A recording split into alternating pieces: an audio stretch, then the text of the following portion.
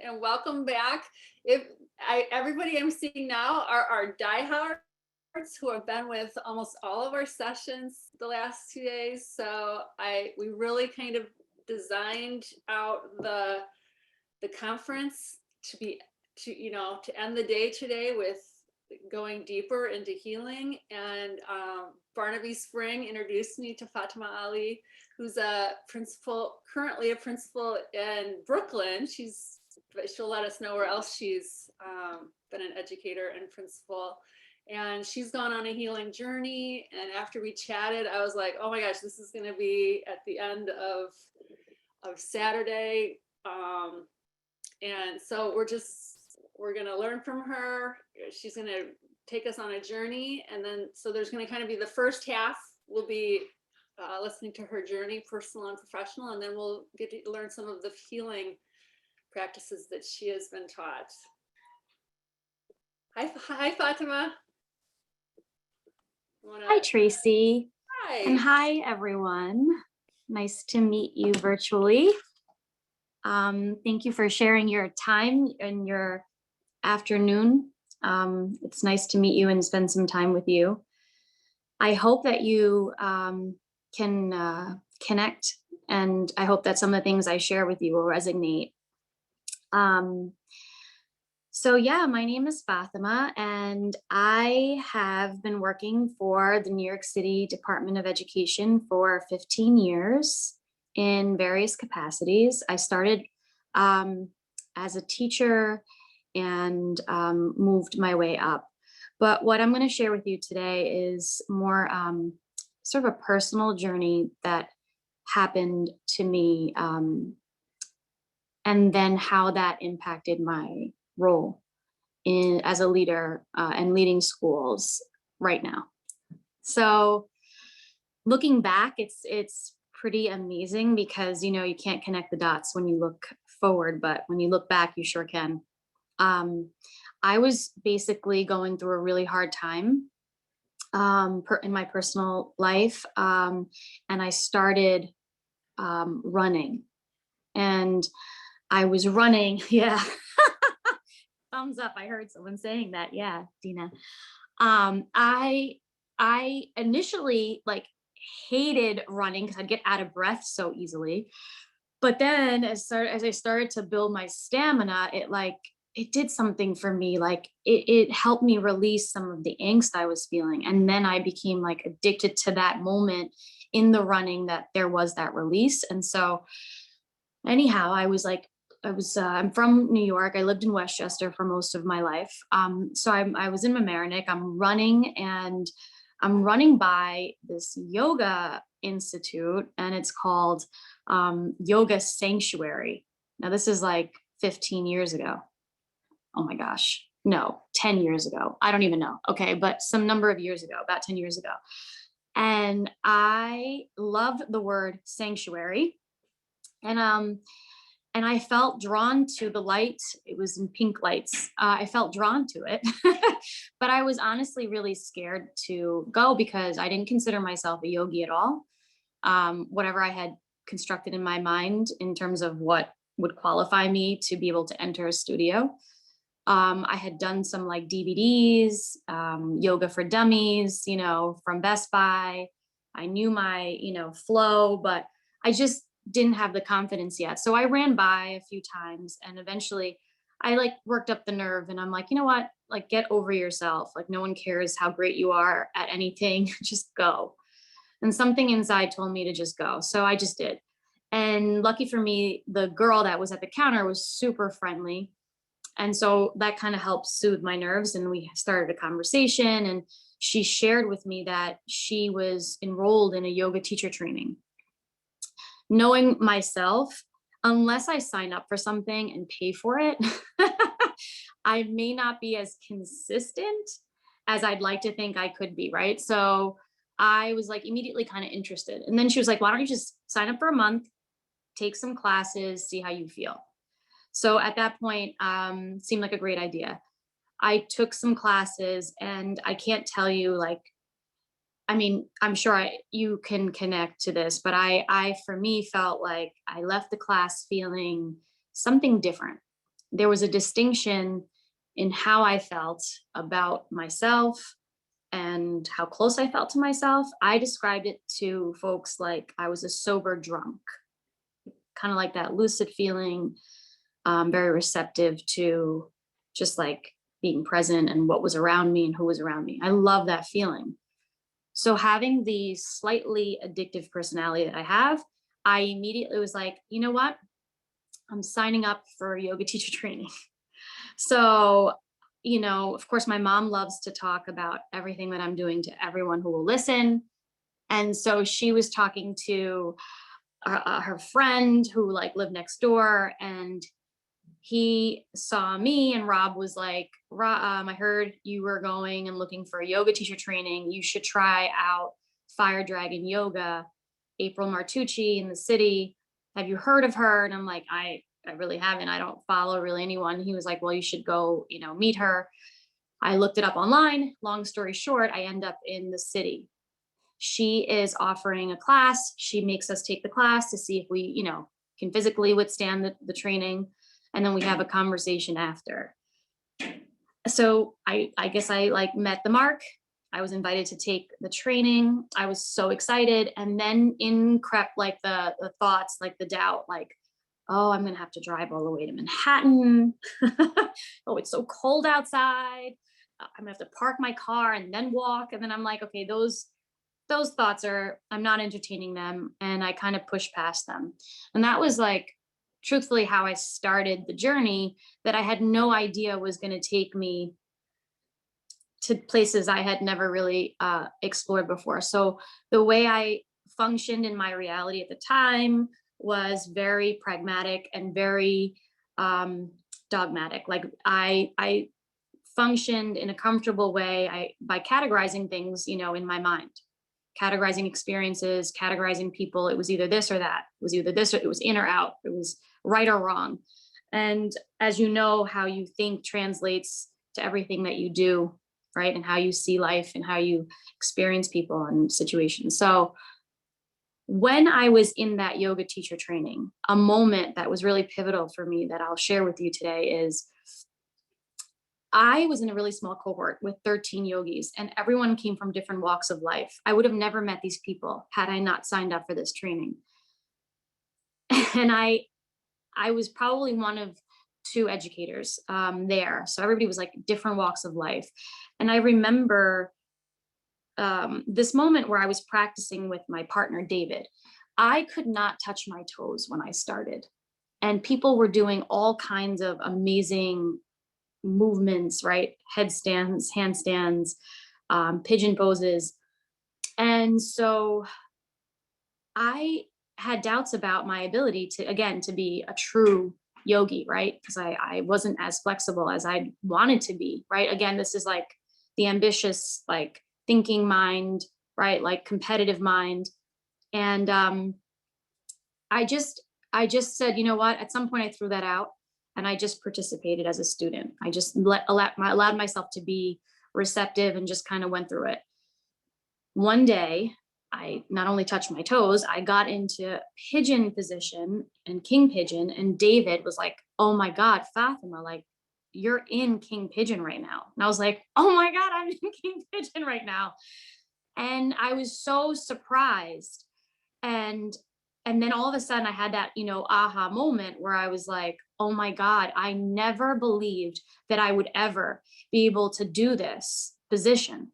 I said to you when I started, I couldn't even touch my toes, right? It was a strain. So I'm like, what else do I currently believe that is not true about myself? And then after that, it was like, well, what's possible? What else is possible? And so my mind was like kind of, right, like blowing open, like, oh my God, I had a shift in perspective.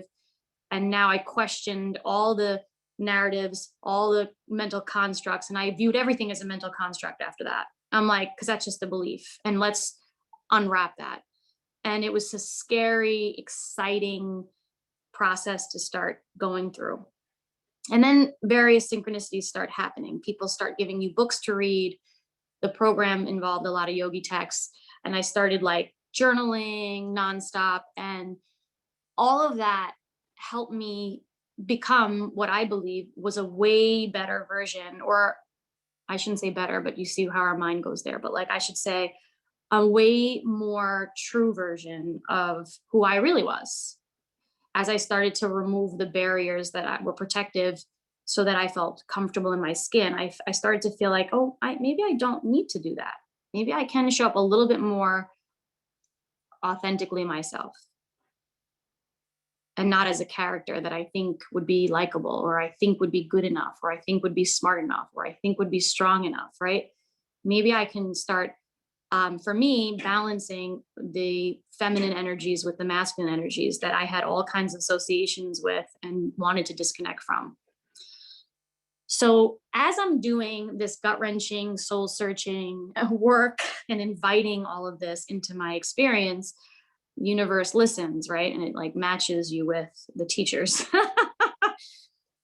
So at this point, I am an assistant principal, right, in Manhattan, in Washington Heights. And I am thinking about the things that I'm doing. So one is affirmations. It's not just the yoga asana practice, but it's the affirmations. And I'm doing it on a daily basis. And it's changing the way that I feel about myself. And then I'm saying, how in good conscience can I be doing something and be aware of something that's so good for me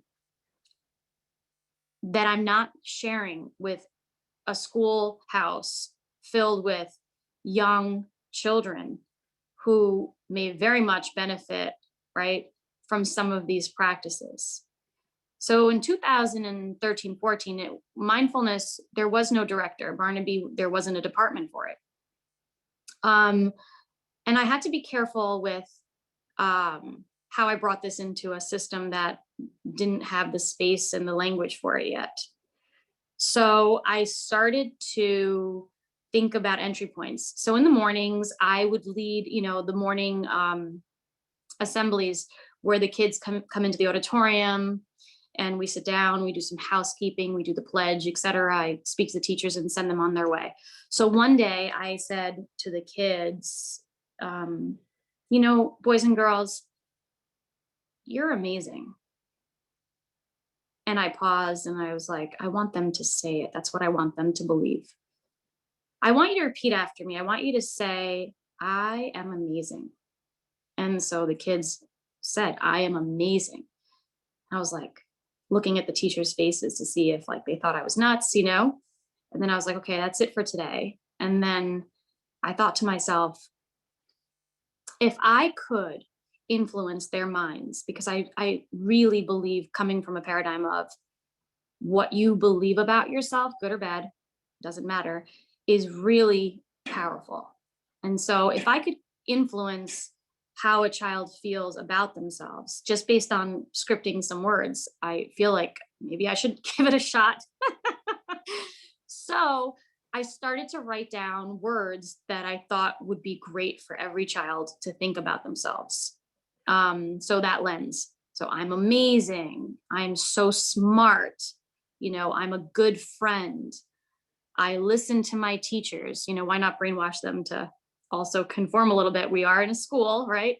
I try to do the right thing, even when I think no one is watching, right? There's the integrity and alignment piece of like, intention to action, right? And I will give my best to make sure that today is a great day. Every day is a new day. Every day is a new you. Every day is a new segment. Every day you're empowered to design that. And I wanted kids who didn't know their power to start recognizing their power, speaking their power, right? And so I wrote it out and I started off with a lot of doubts and a lot of ego, a lot of mind chatter, and a lot of like fear. Like, oh my God, what are they going to think about me as I read these words out loud? And now it seems funny saying that. We're in a culture of this is amazing, right? But back then it was kind of scary. And I did it anyway. Because I felt like I wasn't going to let myself interrupt what I thought was a good idea, right? So I was like, said it to them, and eventually, very soon, students started to recite. And every day, tons of them would run up to me in the auditorium, 4 years old, 5 years old, elementary school, 6 years old, 7 years old, 8 years old. And they were like, can we say the morning affirmation? Can we lead the morning affirmation? And they would stand in a line and they would lead the morning affirmation. They would say these words every single day, starting their day with this practice. And it felt good. It felt really good. And from there, I was obviously still deepening my own, self-study and my own practices. And then thinking, how do I impart this? How do I bring this back? How do I contextualize this in this space? And it seems funny to say that, to even have to ask that, because here I am the system. I'm in the system. I have institutional knowledge. But then I never thought about how to merge the world of like yoga and meditation and mindfulness into this. Like, how do you do that? They're so different. And I lived a very compartmentalized life. Like, this is my work, right? This is my personal life. But I said, no, I need to integrate. How do I do that? So I kept asking that question. I started, leading yoga classes for teachers and staff, and did it with the kids, during lunchtime. I started reading some Louise Hay books for kids. I used that as a great entry point. She has a powerful book on affirmations. And so I was trying to explain this really interesting idea that your words are powerful, your thoughts are powerful.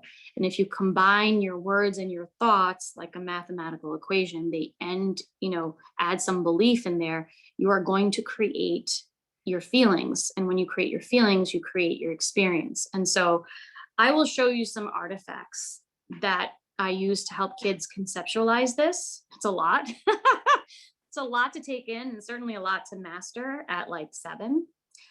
But I thought it was worth being intentional about exposing kids to this idea of designing their life and their experience in school. And that's what schools don't teach, right? Schools don't teach you how to take control of your mind. Schools don't teach you how to organize your energy. Because you could have a lot of life force and a lot of ambition, but if you don't know how to organize those thoughts and how to design your day, and you don't know that you have the power to do that, what was the purpose of putting you through school? You're going to have to figure that out at some point, or not. So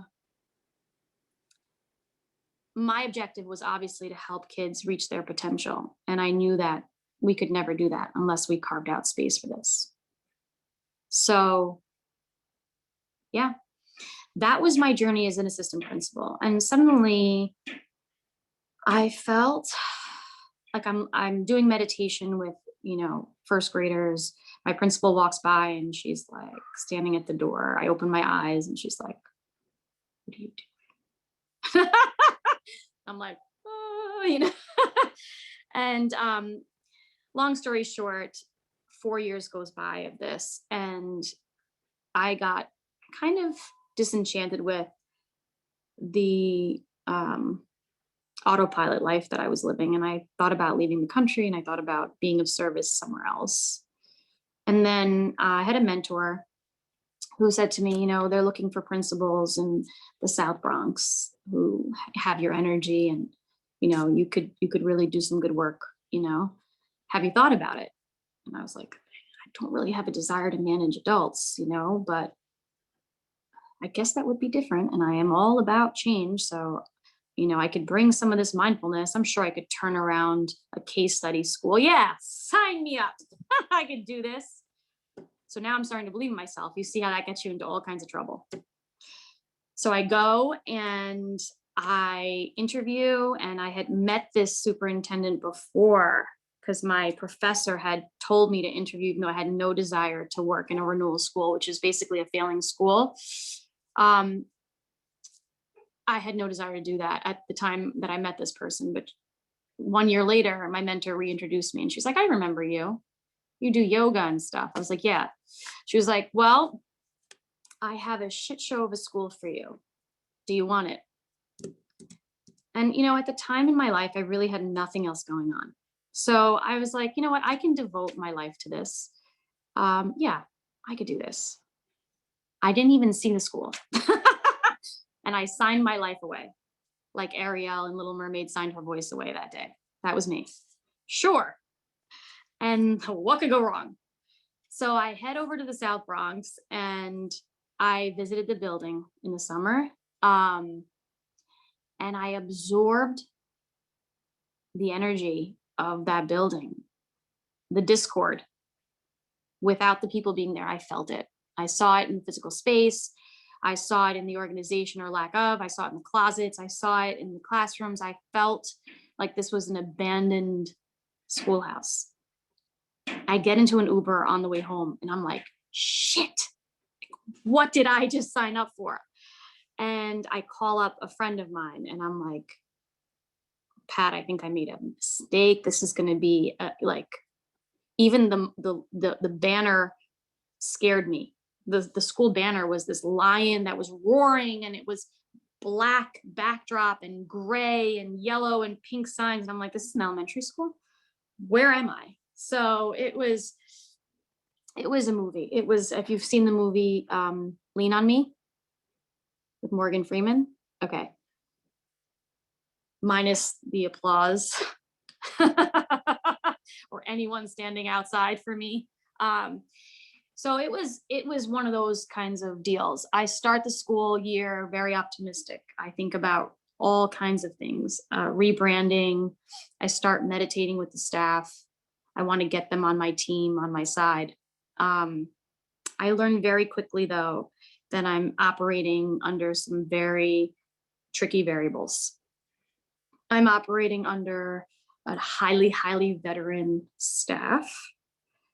I'm operating under a revolving door leadership building where there had been 9 other principals in 10 years that were all fired from that building. But I can do it. I I was in a building where there was chronic absenteeism, where out of 34 members of the staff on any given day, if it rained, 14 would call out like nothing, like we were working at a mall. I was in a school where the lights went off at 1:45 p.m. School didn't end until 2:20, 2:30. I would pre-K classroom, kids had their coats on, their book bags on, the lights were off. I would walk in and ask what was going on. Why were we packing kids up and instead of teaching them? I would walk into classrooms in kindergarten where kids didn't know how to read. I mean, they were December reading at levels A and B, and during writing and reading, teacher was handing out Cheetos instead of, and I'd stop by every day at the same time and I'd say, what's going on? Is this snack time for 20 minutes out of the literacy block and kids can't read? Like, and I started to look around and I didn't see word walls. And I said, we have a lot of work to do, a lot of work to do. So I joined forces with every partner I could think of. School facilities, right? We start with the physical body before we get into the mind and the spirit in the same order with the building, right? I wanted to gut out that building of the trash that was there, that 5 33-foot dumpster trucks came to empty out those closets, the basement, the disarray of that building.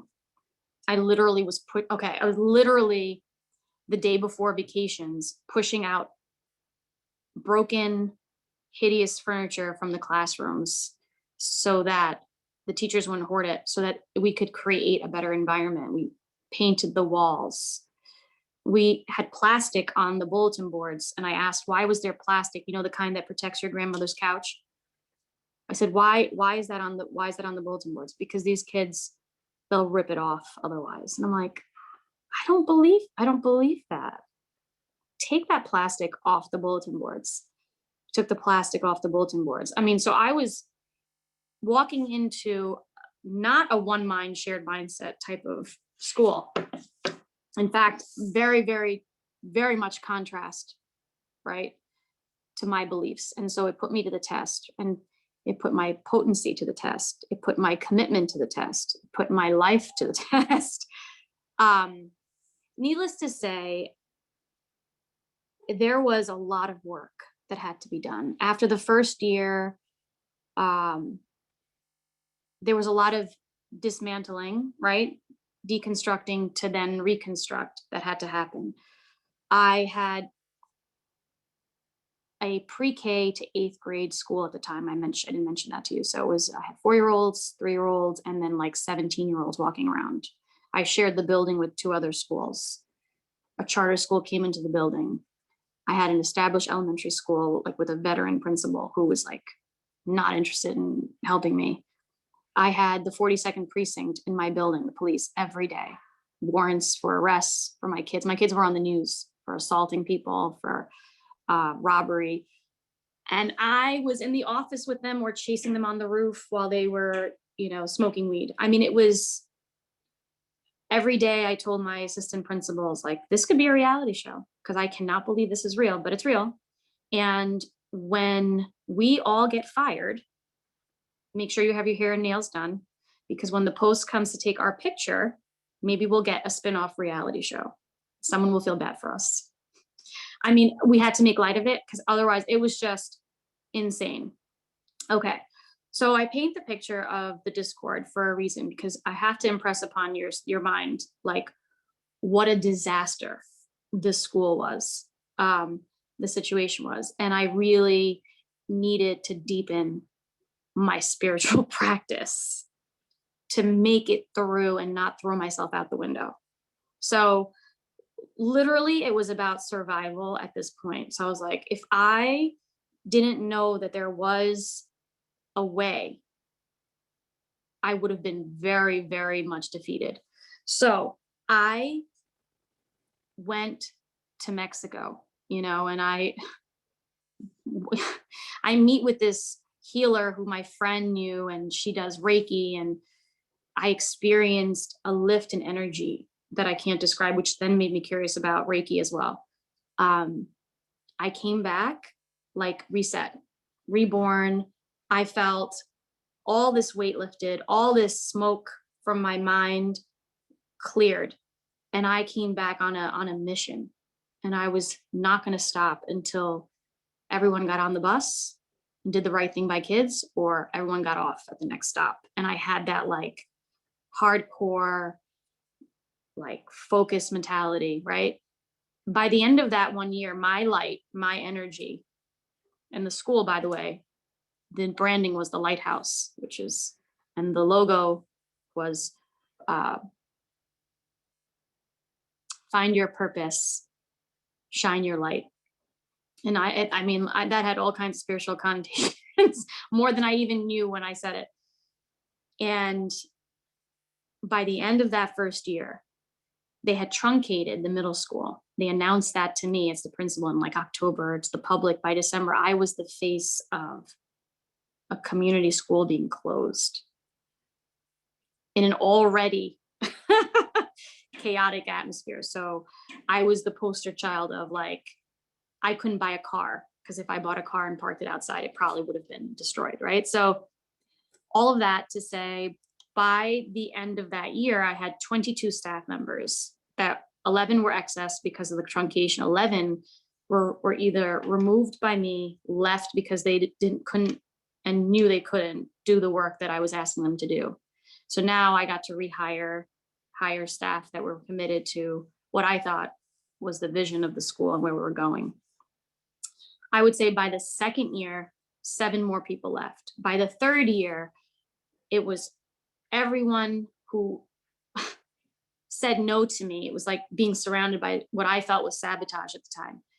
By that third year, there was nothing that I asked for that anyone ever said no to. Everyone was like, yes. They were coming from a place of yes, because they saw the vision that I saw in my mind come into fruition. Like, we harvested. They started to see everything I was doing for kids. They saw the physical transformation. They saw the technology. They saw the resources, the new furniture, the carpets, the bookshelves, the writing centers, the kidney tables, everything that I wanted them to do was aligned to, again, the focus, right? My actions were all aligned to the focus. Everything I said I would do, I did. And after a while, I started to get buy-in from the parents who hated me when I first got there, loved me because they saw what I was doing for their kids. I got grants, facilities helped me. We just redid the whole school. So it was like a prep school. By the third year, the police officers that knew me from the first year that helped me do lunch duty in school said to me, Fatima, you should be so proud of yourself. We didn't want to come into your building 3 years ago because there was just always something going on. We just didn't even want to come into your building. Such a mess. And now it's like so peaceful. So in that time frame, there were things I had to do that I thought would help build a culture that was very much missing and gravely needed. And so that is where I started to integrate some of the practices. So beyond just asana and breathing, right? But we had to do some healing. So we started the day with the affirmations, right? Started the day with the affirmations. We started the day with some mantras.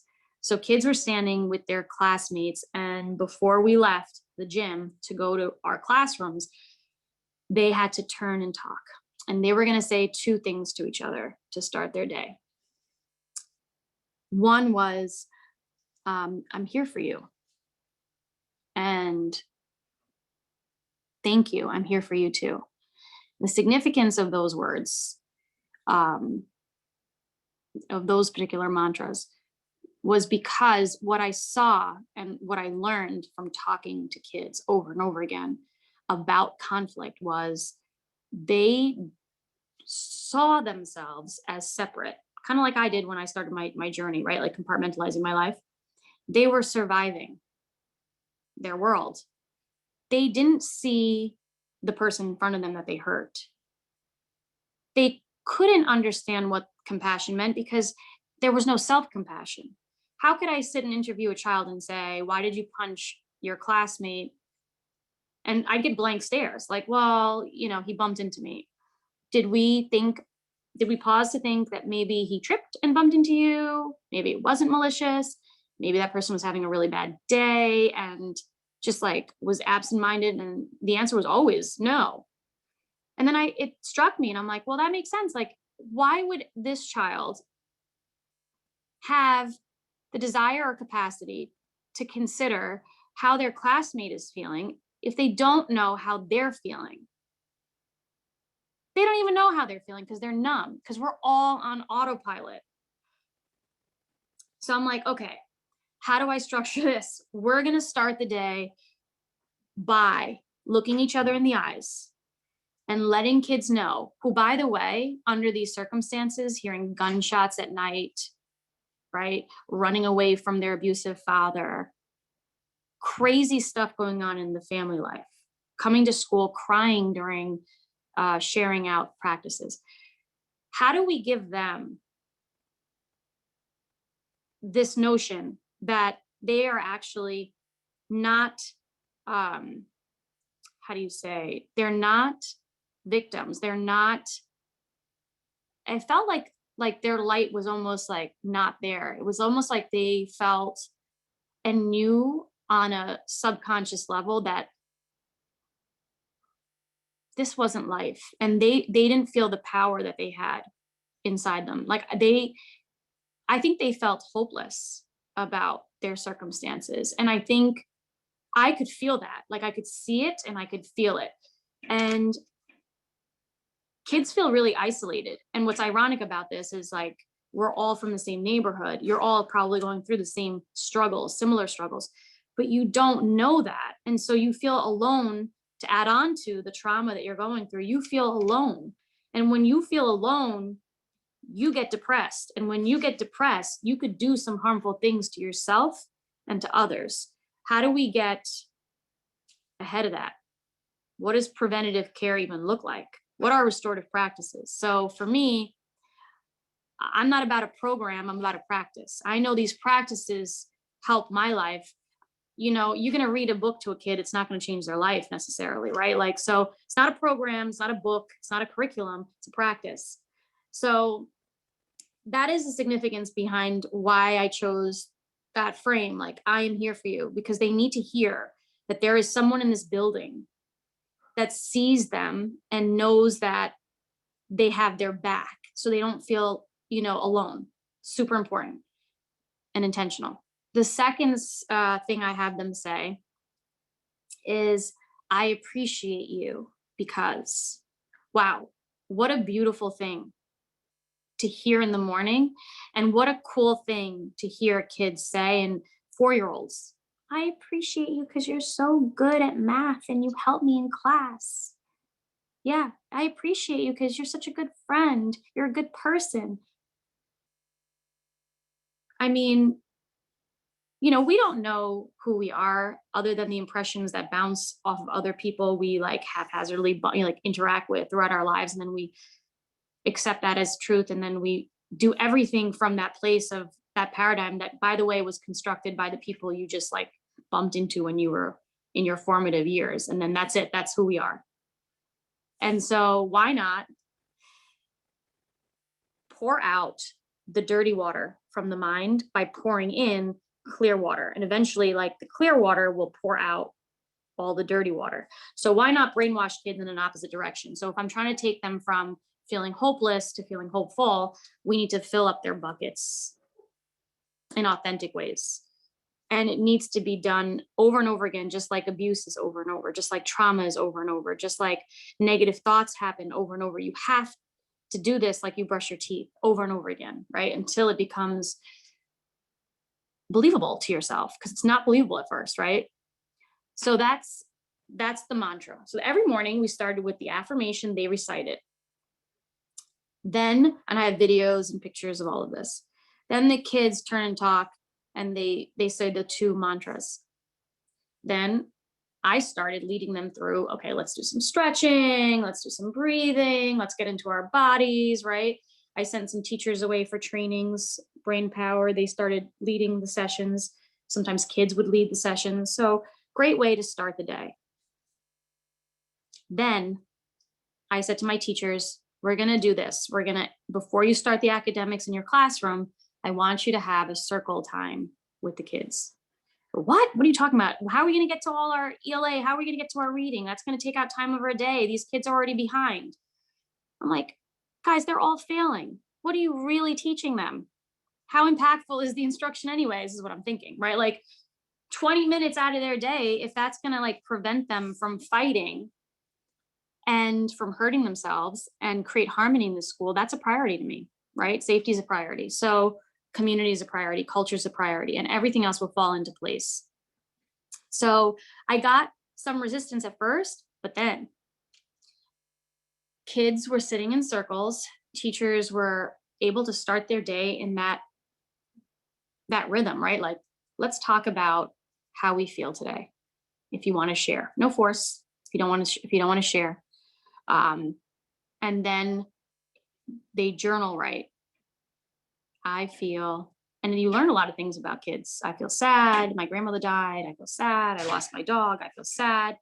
I had a bad dream last night about, where I saw a ghost. You learn a lot of things about kids.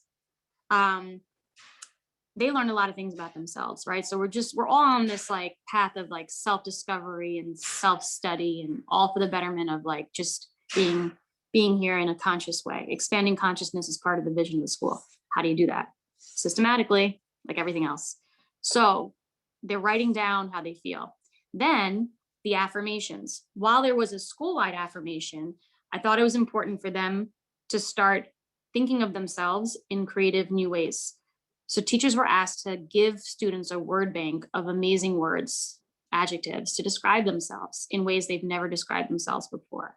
And so in their notebooks every day, they committed to whatever they wanted. Who are you? And they would write down, I am, and they would write whatever they wanted. I'm amazing. I am beautiful. I am smart, and all these beautiful things. And then the third thing that I wanted to combat was the sense of hopelessness, powerlessness. And so the stem was, I want my day to be, the implication of even asking that question or asking them to respond to that sentence starter is that you control and design your day. not the person next to you who annoyed you that you punched in the face. You decide what you do with your time and your energy and how you treat your classmates. And I think there was like an element of, I don't want to call it brainwashing because that sounds negative, but this is what I wanted to impart onto them. Okay. So from there, you start to see things shift. You start to see kids would come into my office and one of them was crying. I was like, what's going on? My classmate just shared that, she lost her uncle. I'm like, I'm sorry, like, and now you're seeing like real compassion, right? You're seeing an 8-year-old cry for her classmate. Why is this making you cry? It's reminding me of when my grandma passed, how much I loved my grandma too. Now it's like, oh my God, like now there's no like blank stare when someone next to them has pain because there's connection. I see you. I feel your pain. I am with you, right? Now, my goal wasn't to make kids cry, but I thought that was beautiful. It was a beautiful, beautiful moment for me because I'm like, wow, it's happening. And when they didn't know I was watching, I'd see them like pick up a pencil in the hallway for each other or hold the door open for each other, or if I'm in the cafeteria, a kid would come to me and be like, Miss Ali, I want to tell you something, but Elizabeth really bothered me today, but I didn't punch her. I'm like, great. Why? Because what you said, like change the channel. I used to say to them, like, guys, if you're having a hard time in the lunchroom, like because someone's annoying you, like if you're watching a TV show and you didn't like the show, would you just like stare at the TV show or would you change the channel? You can get up and go to another table and go talk to someone else. So I was teaching them this idea of pivoting, which is really hard to do when you're an intense person. And I have to do it myself all the time. Like, okay, go to your happy place, right? But what does that even mean? So for them, they were doing it. They were integrating and they were proud of themselves and there was metacognition. They were able to even share it with me. And this is like an 8-year-old, So it didn't happen overnight, but it happened. It really did. And so it made me a believer. At first I was like, I believed it enough to try it.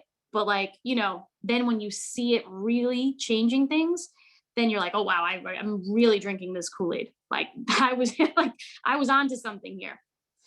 Long story short, there's a lot of things that happened at school. Like I told you, there was a truncation at first of the middle school. We got it stabilized. It was about 3 years and some more. Personal reasons took me to Brooklyn. And I ended up taking over a school that was much larger in Prospect Heights, which is where I am now. Yesterday was my 2-year anniversary. And wow, 5 weeks into this second job, COVID hits. And I'm like, this is funny, God, that you do this, that you keep putting me in these really challenging places and moments of time to make me come into my power, right? Like, because, you learn stuff and you can have all this understanding. And one of my teachers said this, I had a lot of respect for her. Yeah, you're very smart. What are you going to do with all of that? Are you doing anything with it? And I was like, oh God, I have to do something. Well, I have to do something. So now we're in this digital space. I'm like, awkward. I don't know these people. I'm learning their names on the Zoom. Like, thank God I could see their face and their little names. I'm like, what can I do? What can I do? So I was offering weekly mindful practice sessions, like just giving someone a chance to kind of like chill out. Parents came, students came, staff came. That was one thing. And I'm like, I really wanted to implement the mindful practices. I had one staff development before this happened. And I did actually introduce the journal prompts. I'm like, now I'm going to model it. I'm going to go into every classroom. I had 40 classrooms amongst other meetings and duties and emails and mandates. And I was like, but I'm going to commit myself to doing classrooms each day till I make it to every single classroom. And we do this, like we talk. How do you feel? Let's write some positive affirmations. Kids are feeling really depressed right now. Kids are isolated. Kids are not in school. Kids are not with their friends. They're not feeling great. So now is a great time to teach kids about how to pivot. Okay, well, you feel sad. Let's acknowledge that. We're not going to not acknowledge it. Let's send you some love, right?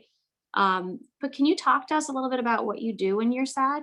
And then kids start sharing tools of their own. I like to draw. Can you show us a piece of artwork? And now kids were sharing art, or sharing their dog, sharing different things that gave other kids, the opportunity to see ways to address and manage this trauma, really ongoing. My school, we lost the first teacher in New York City to die was at my school. So, I mean, I was holding a vigil digitally, just weeks into taking on this position. I lost, the community lost 3 parents. My dog died. I mean, it was like, oh my God, like, what is happening, right? How do we move through this, right? How do we stay in the center of the storm? So I did what I knew how to do. I don't know that it healed anyone. I just know that it was my offering of what I had learned along the way that I thought was really important at this time. So once we got back into school, and where we are now is, because of COVID and guidelines, we have to be in separate spaces. It's definitely an operational challenge, but I'm still leading the mantras, the breathing in the space that I'm in the auditorium. My kids are still doing an affirmation, a new one for this school on the public announcement system. I took the money that I had, and the one program I committed to was Brain Power, to give kids movement breaks, meditation lessons, and train teachers on how to do this. And then I hired new teachers, 8 of them. And the first 3, yes, David Beal, who I bumped into in Sedona, because I was taking Tao meditation and healing, which was the next thing I became interested in after. So in the Bronx, I also brought in David's program to help me train the teachers. And Sedona is amazing. And in Sedona, I learned some of the practices that I do with the kids, So when I had my new teacher cohort, I was doing tapping, right? And sweeping, mind screen, just like the teachers were probably like, who the hell is this person? Like, she hasn't talked about anything instructional, right? Which is completely the opposite of how I started in education, where I didn't even like the small talk at meetings because I was like, oh my God, we're not going to meet the agenda items. I'm not going to meet the agenda items. I'm not going to feel successful if we stop and ask each other how our weekend was. It's not really authentic because we're not really friends. Do we have to have this weird exchange? Like, that was me. And now I'm like the complete opposite, I would say, with the kids. Like, now I'm staff, right? So now I'm like, okay, guys, let's get into our breathing. How are we feeling? Let's share out. Let's journal that. Let's draw that. What's your ideal world? What's your ideal self? Let's draw that. And I lead them through some of these exercises, and dancing, getting out of our head, and all of the things that we'll do later, soon. So it ends with, in terms of, it never ends, but right now, in terms of where I am, I went to Sedona this summer, and I took my notebook, of course, and I'm journaling my own stuff. And then, of course, I start getting creative about thoughts about what am I going to do with the school? How am I going to take this? I always ask this of myself. This is my responsibility. I'm in this position and I have a responsibility to be my best self. And I can't be my best self if I'm serving from an empty cup. So I'm always seeking for ways to recharge. And I'm also seeking to remove the things and people that don't charge me, right? That discharge, take away from me. And so whether it's a physical object or a person, I'm always evaluating my life. So I'm in Sedona and I'm like, okay, I was working on the mission and vision of this school. It's a new school. I got some feedback from student government last year, staff alike. And I'm like getting some language from this journey and I'm rewriting the vision and mission. And I'm listening to Ilchi Lee, the guy who founded Mago. And yeah, and I'm listening to like the principles of Tao, and I'm listening to I've decided to live 120 years. And I'm getting ready, right? I'm listening to this on Audible, which if you don't have Audible, like game changer. Like I don't know that I'm an auditory learner, but for some reason I love Audible because I can be brushing my teeth while I'm listening to Louise Hay, or I'm listening to, Wayne Dyer, or I'm listening to Ilchi Lee, and I'm starting my day listening to Florence Nightingale, or, like people that I want to keep returning to. Bob Proctor, right? Like all these people that I want to influence my mind right now. I don't want the collective chaos of what our reality, our current perceived reality to influence me. I want to be as careful about letting that in as I am about what I drink and what I eat. So I'm listening to this book and I'm like, he's talking about about the planet, the whole principle of like, of the Tao, as I understood it from just going to this workshop training, was we all have a divinity inside of us. You call it whatever you want. We all have a light inside of us. We all have something uniquely special, right? And at the same time, it's what makes us all one, because we're all part of the same magic, right? So with that idea, how do you then share your light so that you impact the world in a positive way? And then that is really your life purpose. And that's not easy to figure out, right? So why not ask that question very, very early to kids?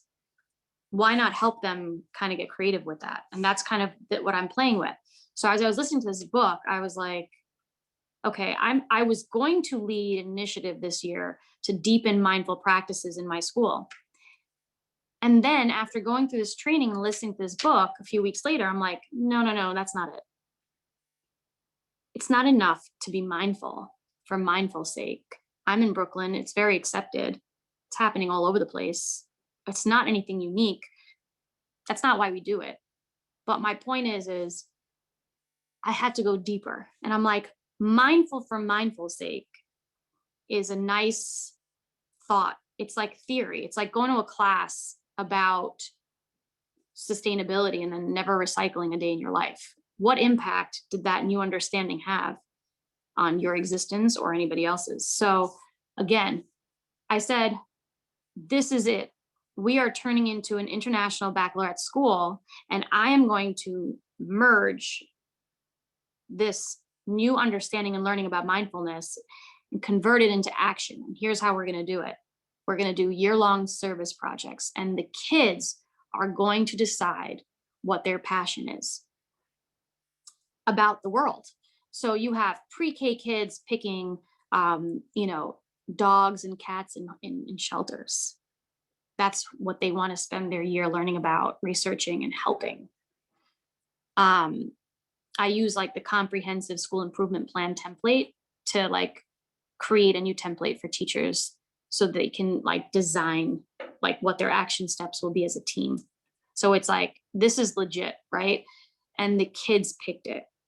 And now, second grade wants to help the ocean, right? And so they're raising money and awareness. And then the partners that come in that we have work with our school, the organizations they partner with, help deepen their understanding and appreciation for what they're doing. So we have topics like homelessness, poverty, the ocean, animals, and the kids pick this, the environment, right? So from my seat, the reason this is so fulfilling now is because I was able to pivot my own focus using the agenda of the institution I work for and merging that with the purpose that we're all here, right? So let them kind of let me use my influence to get people to do good work and to get them to also not think about the chaos and think of themselves like coming out of COVID, right? Coming out of the pandemic or the mindset of this fear is like knowing that you can actually affect good change in the world, impact. It's so easy to get drowned in the collective chaos and sort of like retreat from yourself and certainly from society and from this idea that we can still participate in a positive way and connect in a positive way with people that we don't even know. When we start to look around and see like there's so much work to still be done in the world, it kind of reduces our own pain and turmoil because we're like now empowered to like reduce that outside. And then we know, oh, well, we can reduce that inside too. I think these insights happen sort of maybe not even on a conscious level, but we're creating the infrastructure to facilitate these really amazing, authentic experiences. And I'm very proud of it. And I'm so grateful for the experience at Sedona and Ilchi Lee's book because it clicked for me at that moment what my purpose was. Because I'm like, what is my purpose? Like, other than leading people through like crazy times, like, what else am I supposed to be doing? You know, like, I want to do more than that. So that is where I am.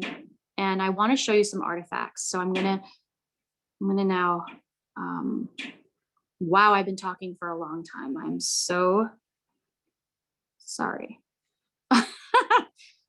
Hold on a second. Share. It flew by, and yeah, this is what we envisioned we wanted to happen, to just really dive deep into somebody's journey at one point during the conference. So it's wonderful. All right, thank you for that. Let me see. Can you see? Yep, protect what matters. I'm going to take you to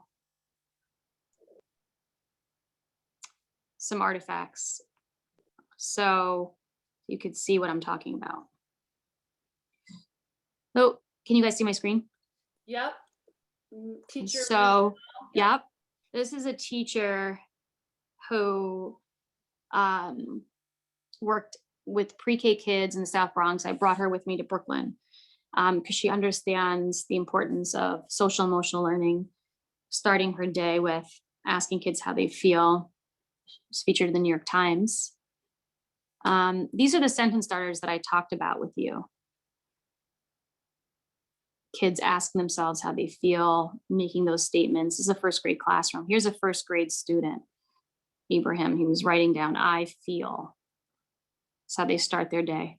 Specific notebooks for that.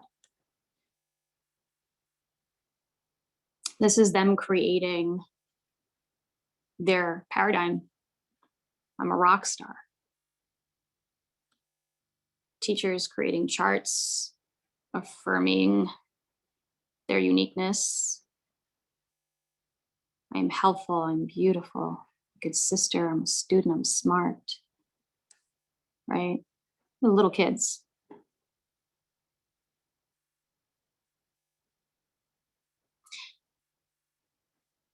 This is the one of the snapshots of the lesson I was sharing with you about when I started learning about affirmations, and I thought about how to help folks conceptualize it kind of mathematically.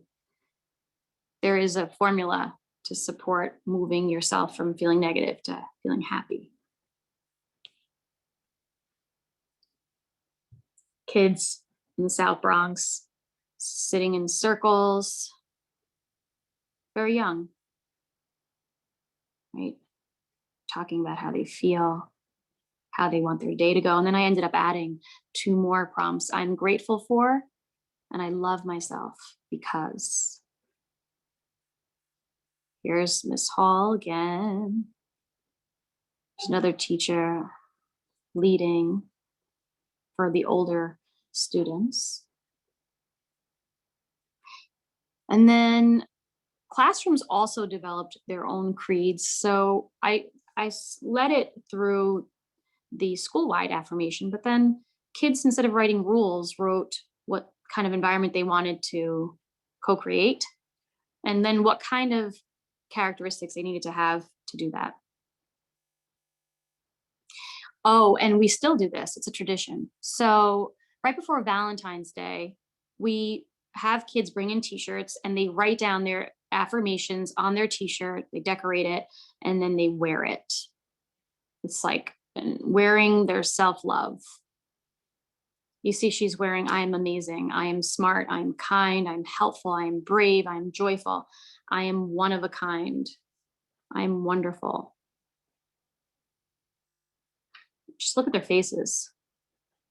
I mean, you feel it, right? You feel the joy coming out of their faces. And then it just started to build. Like my gym teacher just like started to create. He was like, look what I made, you know?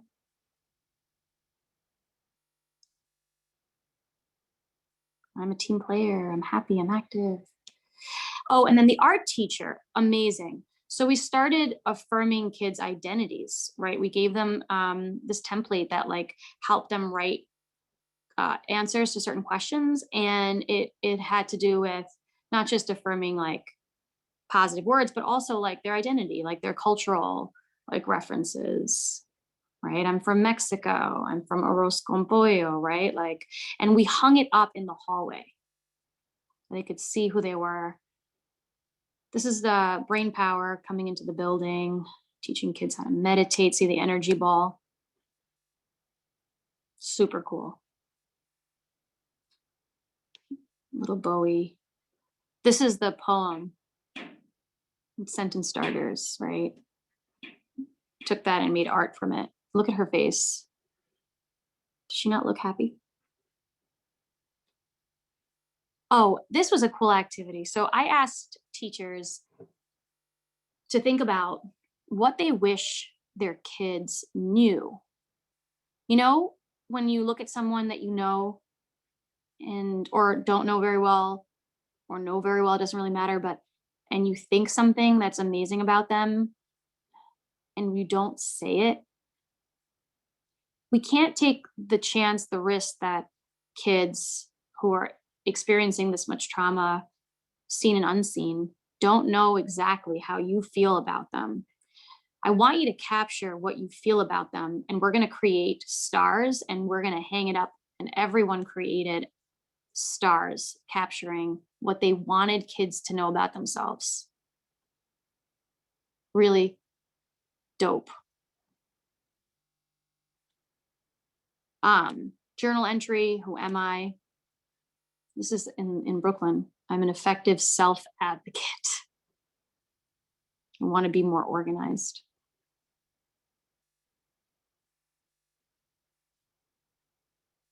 This is a sample of how we got this party started.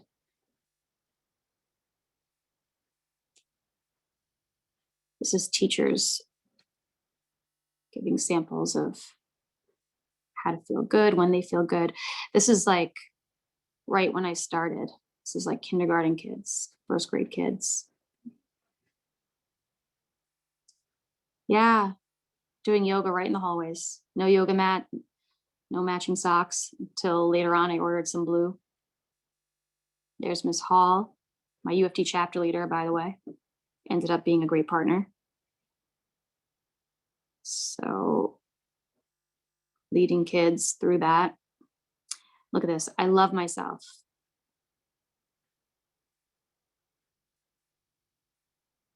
It's me in the classroom, my kids.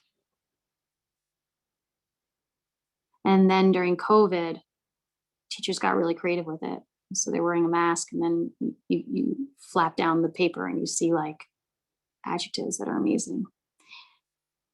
And some more sentence starters.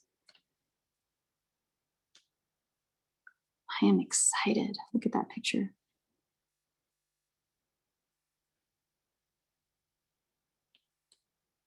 Right, I am. And so it continues.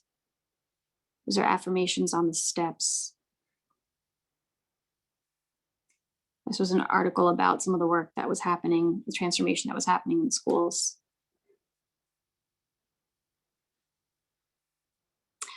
And I think at this point, it is safe to say we can go into our own breakout rooms, right? And what I want you to think about is the following question. I want you to think about who you are.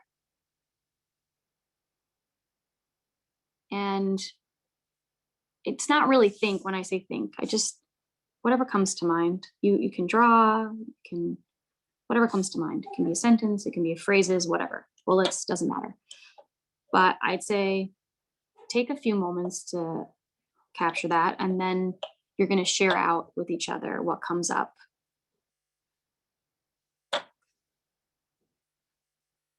And the second question is, what do I want?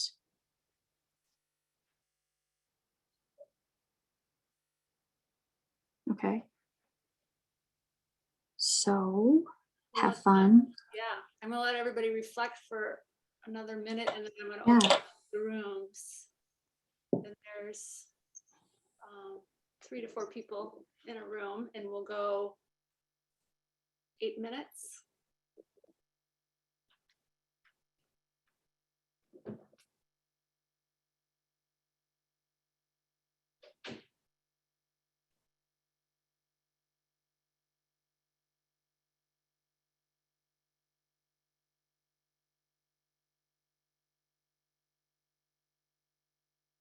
Sure. The first question is, who are you? So ask yourself, who am I?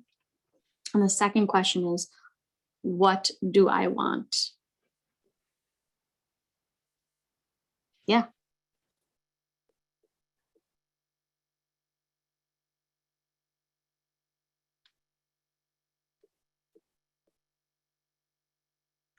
I have a feeling this will be, these are continual questions to ask ourselves every day on the mat. So where you are today, here we are. I'm going to open up the rooms.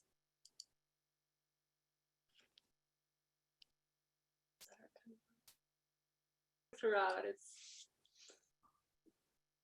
fun. Does anyone want to share something that they learned through having that conversation, having someone there to hear you? Anyone want to share out what that felt like?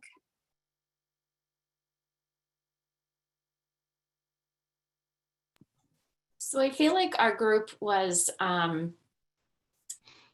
a little overwhelmed by the question in general, because we are, you know, and Rita said, you know, she brought to our world that there were 3 females in this group. So we carry so many different roles, and our society, you know, demands us have all these different roles. So I was, you know, we were all kind of talking like, from what aspect of our role should we define ourselves?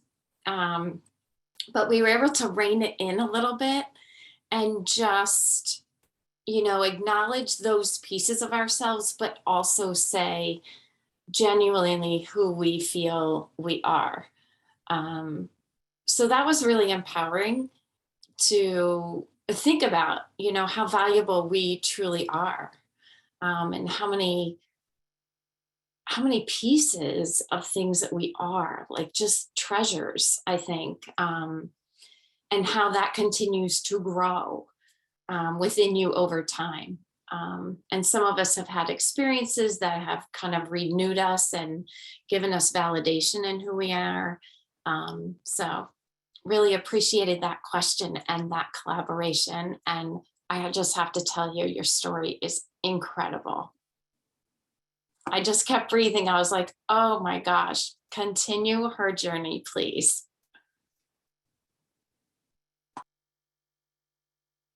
I love you. Thank you, Dina. I'll take that. Maria, I know you wanted to say something. Well, I just wanted to thank you, and just, yeah, I happen to have the joy of being in a group with Fatima, and I don't know if I'm pronouncing that right.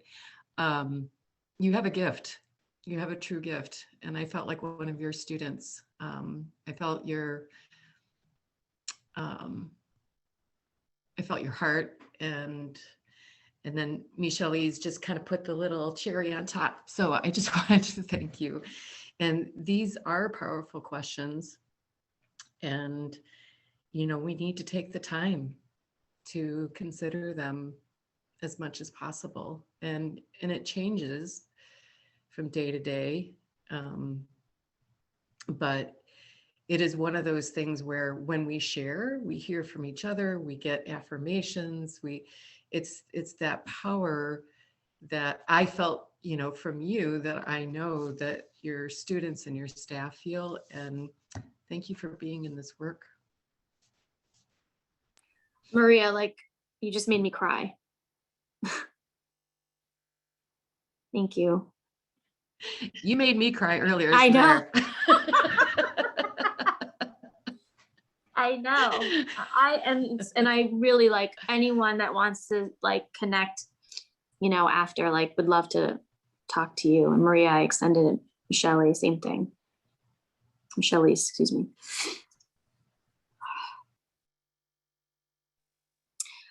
If anyone else feels compelled, there's no force. You don't have to share, but if there's something that came up for you and you want to contribute, please do.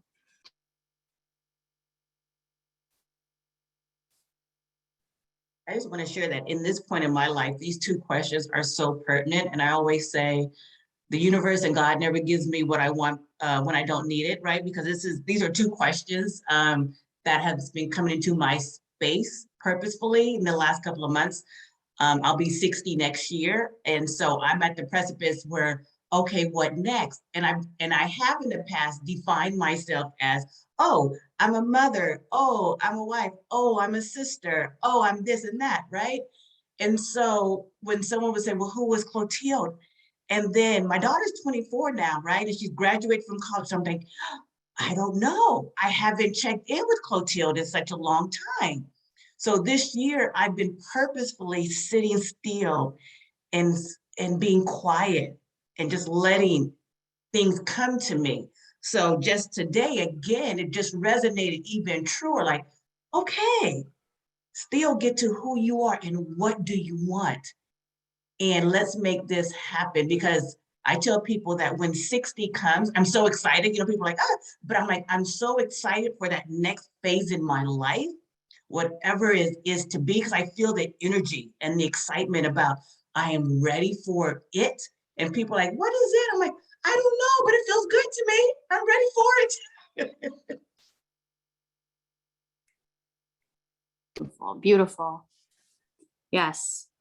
Oh my gosh, sending you all such, yeah, I'm so humbled by the things that you're sharing. And I also connect tremendously to the words. I rebelled against labeling myself on LinkedIn for many years because I'm like, I'm not an assistant. I'm not a teacher. I'm more than that. I'm not an assistant principal. I'm way more than that. I'm not a principal, but eventually, if you look me up on LinkedIn, I have come to terms with the work label, but I know now that, we're so much more. So, and we're balls of energy, right? Did someone say that in our group? All right. So now, without further ado, I just want to take a temperature check, because before we get into the body a little bit, you may need to use the lab. Does anyone else need to use the bathroom? Because I think we should take like a 2-minute break and then just like come right back. Is that okay? Tracy, are we? Yeah, that sounds amazing. I did that during the breakout room, so I have a feeling other people need to do that. All right, cool. Yeah. And then we'll get into our bodies next. So you're gonna need to be comfortable. So you're gonna be standing when we get back. All right. All right. Okay. Are we ready to move?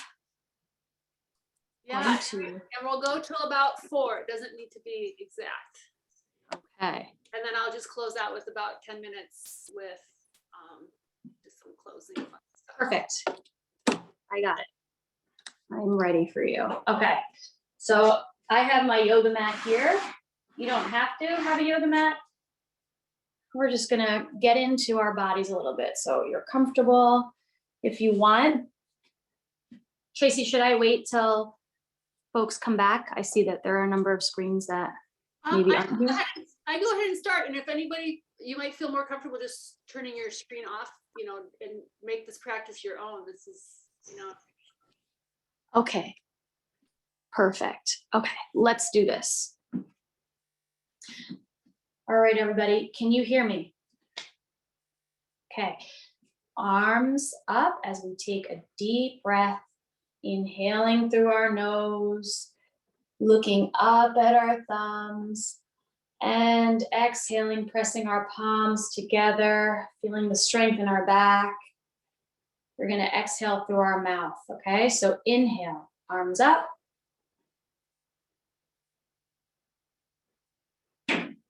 Looking at your thumbs, exhale.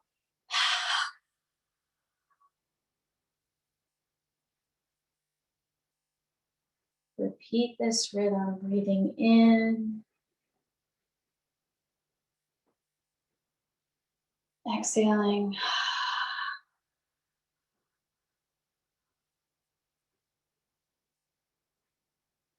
Beautiful. Breathing in. Filling up those lungs. 3D. Exhale. And now bring your feet hip width distance apart. Bend your knees a little bit. We're just gonna twist and sway. Gentle on your body. It's your body, your choice. What feels nice. Just twist. Allow yourself to wake up your body. Gentle. Notice your breath. Maybe harder to breathe when you twist, but still interesting. Allow your head, your neck to follow your body. Sometimes we don't realize how tight we are held together until we twist our body. Keep your mouth open, your lips not pressed together, but allowing the air to come out. Releasing. And start to take your hands a little bit higher so that they're about at your chest level. And allow your feet to pivot in the direction that your body is going. So it's easier as you twist the top part of your body, head, and your neck. And allow yourself to sort of sway gently, but as far as you want. And stay at the surface or go into the water. It's your world. And start to take your hands to about your head level, swaying. We are trees in the night sky. No one can see you, but the breeze is leading you, and you are allowing yourself to be led different directions. How freeing is that feeling? Still breathing. Lifting your arms up higher, up and swaying, dancing in the wind.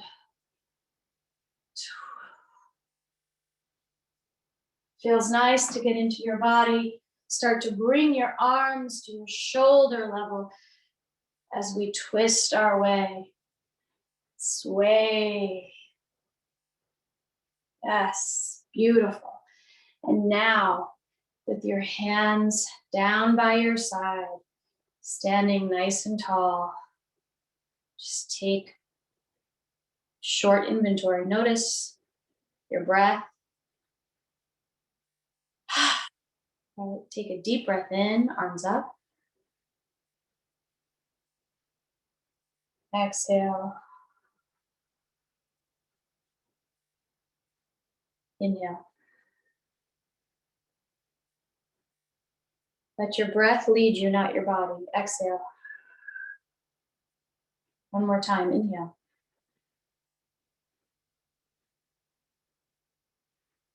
Exhale. And now, who's ready for some dancing? We're gonna shake it up. I hope you like my soundtrack. We're gonna play one song. Hope you have your dancing shoes. I'm actually barefoot, so no worries if you don't.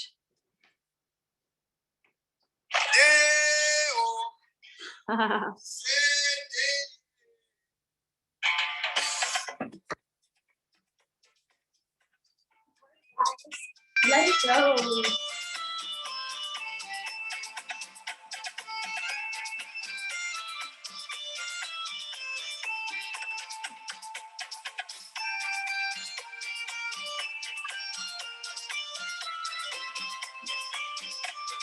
No one's watching.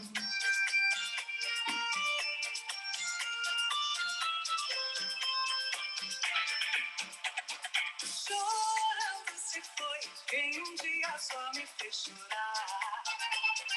Chorando se foi quem dia só me fez chorar. Chorando estará ao lembrar de amor que dia não soube cuidar. Chorando estará ao lembrar de amor que dia não soube cuidar.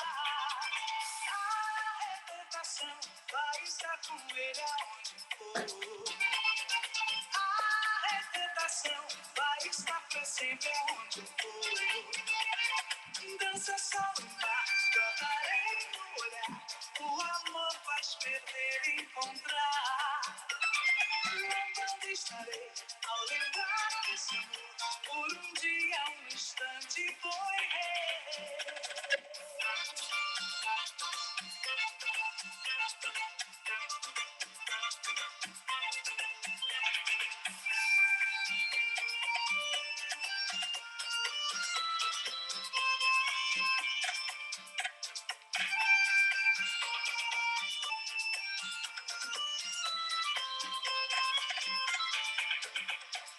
A recordação vai estar com ele aonde for. A recordação vai estar pra sempre aonde for. Chorando estará ao lembrar de amor que dia não soube cuidar.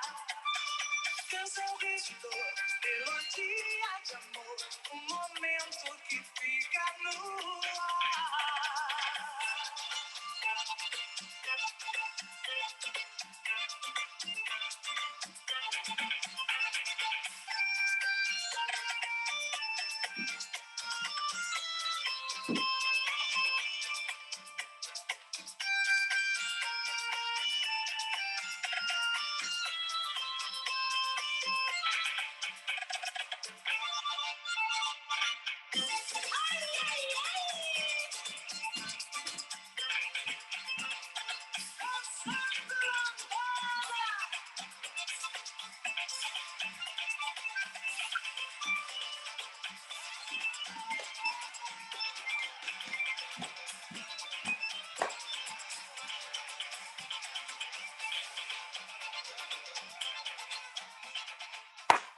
Wonderful. Woo! Feeling good. Love it. Take a deep breath in. Let it go, your heart, right? Breathe in. And let it go. Breathe in.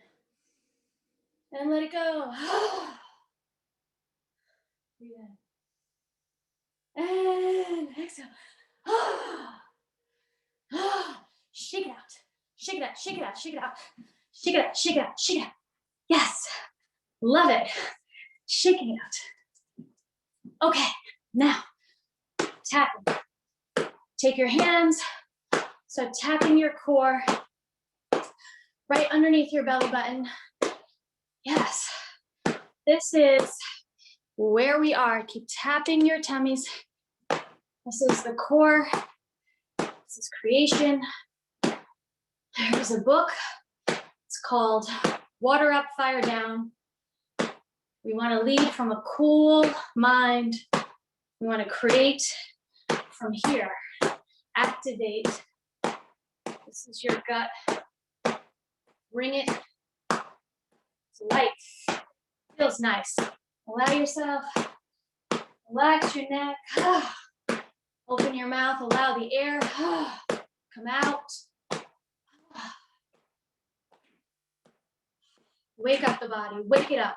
Circulation. This is where longevity, creation, life, energy, everything is right here. Wake up the body. Take your hands, wake up the chest. Let it out.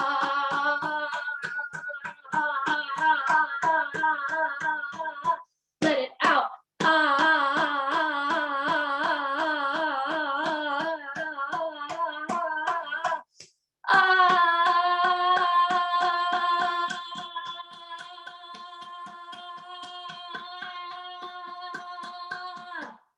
Feels good. You're alive.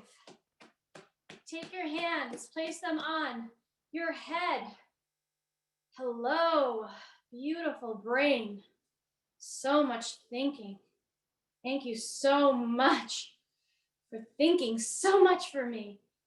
You don't need to anymore. Take a break. I love you. I'm sending you love and light. Oh, my beautiful brain. I see you. Thank you so much. Beautiful forehead. My third eye. Thank you for seeing things I cannot yet see. Thank you. I love you. Thank you. My hands to the back of my head. Oh, thank you so much. Taking my hands to my neck. Oh, you can point your fingers if it feels nice to tap the back of your neck. Oh, still breathing as you do this. Thank you, my beautiful neck. Thank you for holding up my heavy, busy head and brain for free. Thank you. You are doing a great job. I send you so much love and light right now. Take your hands to your shoulder as you raise up the arm. Oh, thank you so much, my shoulder. My shoulder, thank you so much. You do so much. You carry so much of my crap around. Thank you. I love you. You're so strong. Thank you, my arms. Thank you for holding everything, my beautiful fingers, for helping me function and type, and write, and touch, and eat. Thank you, my smelly armpits. I love you just as you are. Thank you. Hello, my side body. Really stretch into that. Breaking up our side body. Yes. Switching sides. Opposite shoulder. Lifting the arm. Hello, my beautiful shoulder. How are you? Thank you. You are just as amazing as my left shoulder. Hello, my beautiful right arm. Without you, I don't know what life would be like. Thank you, my beautiful fingers. Oh, sending you so much love and light. Thank you, my side body. Thank you for holding me together. Thank you, stomach. Thank you for the digestion that you do, all the stuff that I eat. Thank you for the nourishment. Thank you for sustaining me. I love you. I'm sending you love. I'm sending you light. Thank you, liver. Don't be so angry. Thank you for defending me all the time. I see you, I love you, sending you light. Moving your way to your kidneys. If you want to forward bend a little, if that's comfortable as you touch your kidneys, activating them. Thank you, kidneys, for purifying my system. You don't need to be afraid anymore. I'm not afraid anymore. I see you, I love you. I am sending you love and light. Thank you, my thighs, my powerful, strong thighs. Thank you for holding me up. Thank you, my beautiful knees. I love you. Thank you for helping me walk. Thank you, shins. Thank you, my beautiful feet and toes. Thank you for holding me up so I can walk every single day. Oh, thank you so much. I love you. Sending you love, sending you light. Tapping our bodies, circulation, heat, waking up the body, bringing the hands back to the front. Breathing. You should feel some heat in your core instead of your head, in your core. Feel it bringing the heat here where it belongs. Cool, clear mind. Have to get the heat out of your head, right here. So then observe that. Circles. How many of you feel heat? Do you feel heat in your tummies and your bodies? Yeah, yes, beautiful. And then bringing that up even higher, right? Your chest, your heart area, you may feel some heat here. And we are going to remove what no longer serves us. Your energy body, you are sweeping off what you want to relinquish, you want to give away, any negativity that you may have absorbed. We're going to sweep off of the forehead. We're going to sweep the negativity, the doubt, the fear, the thoughts that are not congruent with our life purpose, with our hearts. We are going to remove them as we would remove the dirty water in the shower going down the drain with no guilt and no thought, but intention to get clean. Let's get rid of it. Let's do that together. Remove what no longer serves me and my higher purpose right now. Whew. Okay, from here, take your hands, place them in front of your eyes. We're gonna breathe together. Inhale through your nose and exhale through your mouth for this activity. Inhale. And on the exhale, you're going to say, I am clear. Breathe in. And on your exhale, I am clear. You can say it out loud or in your mind to yourself softly. One more time, breathe in. Your exhale, I am clear. And take your hands to your throat. You can hold it like this or like this, however you feel comfortable. Breathe in through your nose. And on your exhale, I am wise. Breathe it in. Feel that through your cells. I am wise. Exhale. One more time. Breathe in. Exhale. I am wise. Bring your hands to your shoulders, either crisscross or however you feel comfortable.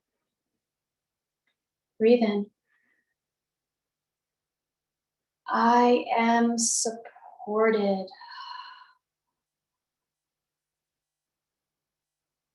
Breathe in. I am supported. Again, breathe that in. Feel supported. I am supported. Bring your hands to your heart space. Breathe in. I am grateful. Breathe in. Exhale. I am grateful. Again, breathe in. And exhale. I am grateful. Take your hands, placing it right above your belly button, your diaphragm area. Breathe in. I am peaceful. Breathe in. I am peaceful. Breathe out.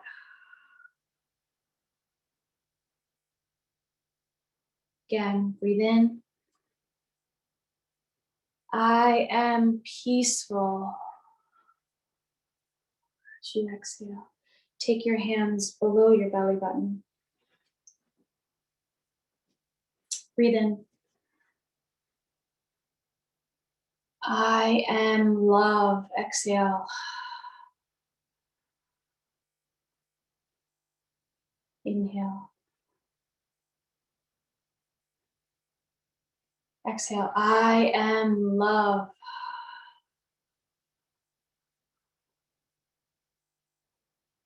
One last time. Breathe in.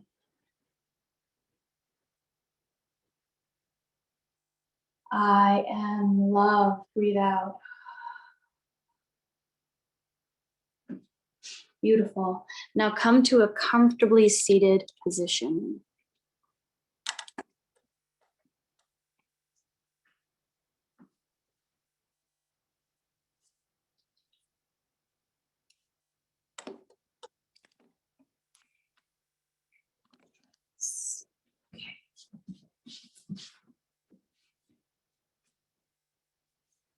Take your hands and place them onto your tummy. Take a deep breath. And exhale.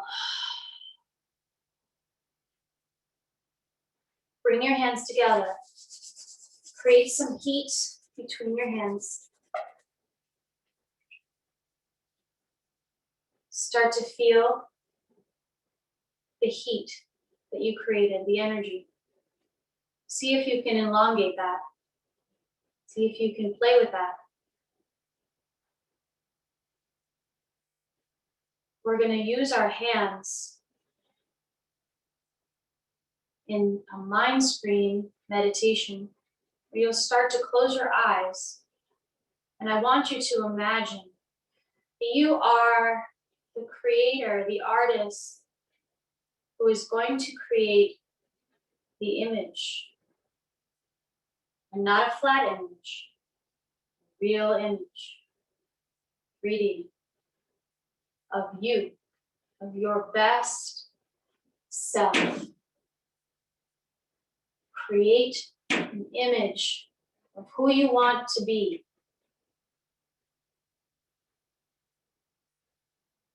As your best self. What do you look like? What are you doing? And where are you? See if you can conjure up an image. Use your hands to create your best self. Checking in with your breathing.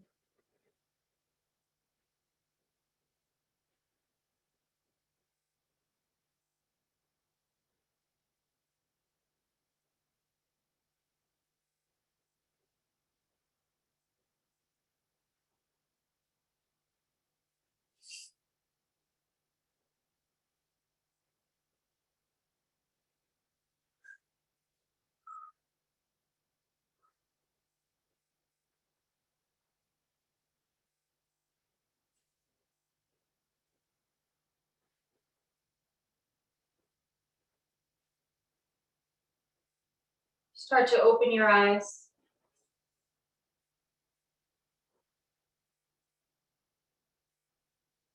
Take a deep breath in.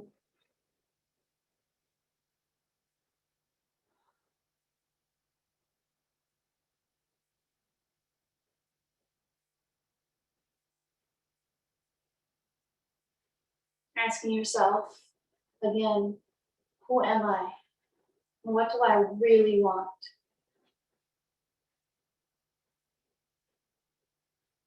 I want you to jot down or draw what you saw right now. Take a minute to do that.